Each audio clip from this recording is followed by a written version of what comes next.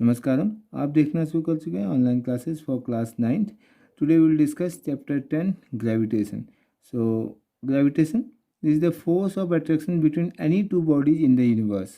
तो यूनिवर्स में किन्हीं भी दो बॉडीज जिनका मास है उनके बीच में एक अट्रैक्टिव फोर्स होता है। That force is called the gravitational force. अगर उन दो बॉडीज में से भी एक बॉडी अर्थ है तो उसको हम बोलते हैं फोर्स ऑफ ग्रेविटेशन या gravitational force due to earth, और एक वर्ड में बोलेंगे तो ग्रेविटी। तो इसका मतलब है कि किन्हीं भी दो ऑब्जेक्ट, जैसे कि हम दो पेन ले लें या एक टेबल और पेन के बीच में भी फोर्स लग रहा है, जिन भी दो ऑब्जेक्ट्स का मास होगा तो उनके बीच में फोर्स ऑफ अट्रैक्शन होना ही होना है, तो उसको हम बोलते हैं ग्रेविटेशन। तो ये जनरलाइज टर्म है ग्रेविटेशन का, इसीलिए इसको बोलते हैं यूनिवर्सल लॉ। यूनिवर्सल का मतलब यूनिवर्स में कहीं भी चले जाओ तो ये ग्रेविटेशनल फोर्स तो होगा ही होगा। तो कहीं भी जाने का मतलब किन्हीं भी दो बॉडीज़ को, यूनिवर्स की किन्हीं भी दो बॉडी, एक गैलेक्सी से दूसरे गैलेक्सी, एक प्लैनेट से दूसरे प्लैनेट, एक प्लैनेट से सैटेलाइट, या किन्हीं भी दो ऑब्जेक्ट्स के बीच में जो फोर्स होगा that force will be the gravitational force. और उसमें से भी अगर एक ऑब्जेक्ट हमारा अर्थ है, बाकी दूसरा कोई भी और ऑब्जेक्ट है या कोई और बॉडी है, तो उसको हम बोलते हैं ग्रेविटी। तो अब हम बात करते हैं यूनिवर्सल लॉ ऑफ ग्रेविटेशन, ये क्या चीज़ है। तो जो हमने वो बात की थी कि ग्रेविटेशनल फोर्स जो है यूनिवर्सल लॉ है, तो इसको फॉर्मुलेट करते हैं मैथमेटिकली ये क्या होता है। तो सबसे पहले इसकी बात, ये वाला जो टॉपिक था इसके बारे में सोचना शुरू किया किसने? न्यूटन ने। तो वो भी कब? जब उन्हें किसी एप्पल को उनके ऊपर गिरते हुए देखा। पेड़ के नीचे बैठे थे, एप्पल उनके ऊपर गिरा तो उनको लगा कि यार क्या हो सकता है कि ये नीचे ही गिरा, अर्थ जो ऊपर नहीं गई, तो क्या ये और प्लैनेट्स के बीच में भी है या खाली एप्पल के केस में है। तो इस टाइप से उनके काफ़ी थॉट प्रोसेस से चलते चलते फाइनली वो इस कंक्लूजन में पहुँचे कि जो फोर्स ऑफ अट्रैक्शन है या फोर्स ऑफ ग्रेविटेशन है वो किन्हीं दो ऑब्जेक्ट के बीच में, मान लो एक ऑब्जेक्ट ये है, इसका मास m1 है, कोई दूसरा ऑब्जेक्ट है, इसका मास क्या है? m2 है। इसके सेंटर से लेके इसके सेंटर तक की अगर वो डिस्टेंस देखें, अगर ये डिस्टेंस d है, इतनी चीज़ें हमें नोन है, then the force of attraction between these two objects is directly proportional to the product of the masses. तो ये जो दोनों ऑब्जेक्ट हैं इनके मासेज के प्रोडक्ट के बराबर होगा। और इसके अलावा the force of attraction is inversely proportional to the square of the distance between the two object. इन दो ऑब्जेक्ट के बीच की जो डिस्टेंस है उस डिस्टेंस के स्क्वायर के इन्वर्सली प्रोपोर्शनल होगा। ये बात न्यूटन ने फॉर्मुलेट करी। तो इस फॉर्मूले को जब कंबाइन किया गया तो दैट F इक्वल टू के m1 m2 upon D square, तो ये आया। अब इसमें k की वैल्यू क्या है? k कांस्टेंट है, तो जो कांस्टेंट है उसको सब्स्टिट्यूट किया इस किस में, that is equal to g। तो इसका मतलब जो नया फॉर्मूला आ गया हमारे पास, that equal to F equal to G m1 m2 upon R square की जगह पर डी स्क्वायर। तो ये जो जी है ना, ये मोस्ट इंपॉर्टेंट है। पहली बात तो जो कांस्टेंट होते हैं तो इसके दो काम है। एक तो क्या है कि दोनों साइड डायमेंशनली इक्वल हो, मतलब जो इसकी यूनिट है वही इसकी यूनिट हो। दूसरा, न्यूमेरिकल वैल्यू में भी दोनों चीज़ें इक्वेट होनी चाहिए, तो इसके काम आता है ये कांस्टेंट। और इस केस में जो कांस्टेंट है जी, इसका नाम है यूनिवर्सल ग्रेविटेशनल कांस्टेंट। क्या नाम है? Universal gravitational constant. ठीक हो गया। और इसकी जो यूनिट है वो क्या होगी? देखो, फोर्स की यूनिट तो क्या होती है? न्यूटन। मास की यूनिट क्या होती? किलोग्राम। डिस्टेंस की यूनिट क्या होती? मीटर। ये हम ऐसा ही फॉर्म में बोल रहे हैं जब हमारा सिस्टम जो है MKS सिस्टम बोलें या ऐसा यूनिट की बात करेंगे।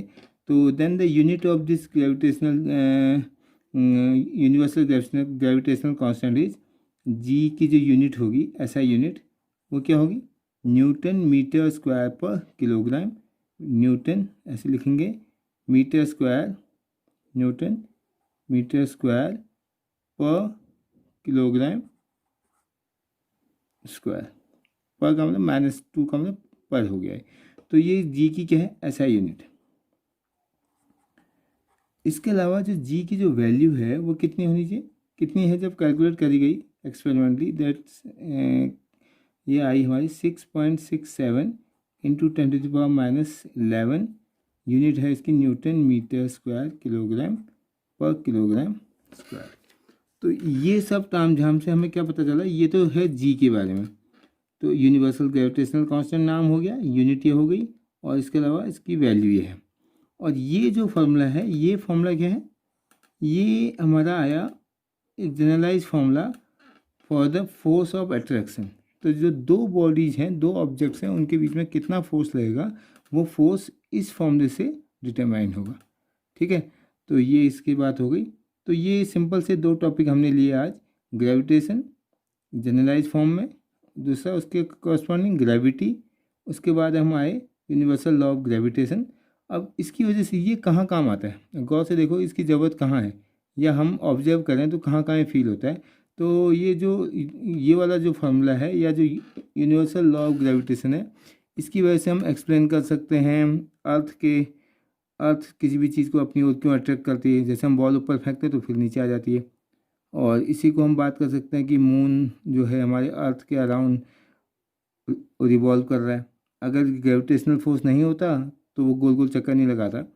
तो जो गोल चक्कर लगाने का मतलब, रिवॉल्विंग मोशन होने का मतलब सेंट्रीपिटल फोर्स है। सेंट्रीपिटल फोर्स का मतलब सेंट्रल सीकिंग फोर्स, जो सेंटर की ओर आ रहा है उसको हम बोलते हैं सेंट्रीपिटल फोर्स।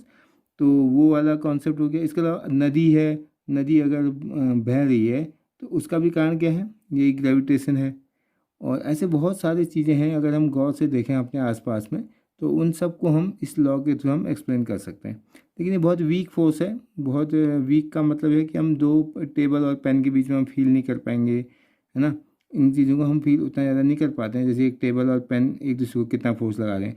लेकिन एक ऑब्जेक्ट बहुत ही मास वाला होगा, हैवी है, हैवी इन द सेंस मतलब मास, जिसका मास ज़्यादा होगा दूसरे का मास कम है, तो तब वो फोर्स जो हमें क्या होगा, वो एक्सपीरियंस होगा। जैसे अर्थ के केस में हम पेन को ऊपर फेंक रहे तो पेन नीचे आते हुए दिख रही, जबकि अर्थ ऊपर जाते हुए नहीं दिख रही। ठीक है, तो वो सब चीज़ें हम समझ सकते हैं इसमें। इसके अलावा अगर ये हमें समझ में आ गया है तो इसके बेस पर हम अपने आप को चेक कर सकते हैं। तो हमारे कुछ क्वेश्चंस हैं कि पहला है कि why is Newton's law of gravitation called universal law. क्यों इसको यूनिवर्सल लॉ बोलते हैं?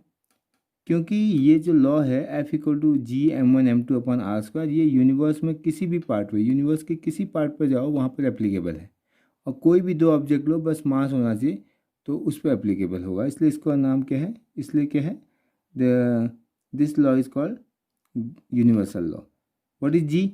जी क्या है? जी हमें पहले पढ़ा है, यूनिवर्सल ग्रेविटेशनल कांस्टेंट। इसकी न्यूमेरिकल वैल्यू कितनी है? 6.67 इंटू 10⁻⁻11 न्यूटन मीटर स्क्वायर पर किलोग्राम स्क्वायर। एसआई यूनिट, ये भी जो बात करी हमने, ये एसआई यूनिट है इसकी। तो name the source of the centripetal force that the moon require to revolve around the earth. Moon earth के चारों ओर घूम रहा है तो उसके अराउंड रिवॉल्व कर रहा है, तो उसके लिए वो सेंट्रीपिटल फोर्स है। जब भी कोई सर्कुलर मोशन हो रहा है तो उसके लिए सेंट्रीपिटल फोर्स है। तो सेंट्रीपिटल फोर्स कहाँ से मिल रहा है, वो उसका सोर्स क्या है? उसका सोर्स है gravitational force. Gravitational force between earth and moon. अगर इनके बीच में कोई ग्रेविटेशनल फोर्स नहीं होता तो क्या नहीं होता, ये हमारा उसके चारों ओर घूमता नहीं। तो जो सेंट्रीपिटल फोर्स जो जनरेट हो रहा है वो due to the gravitational force है।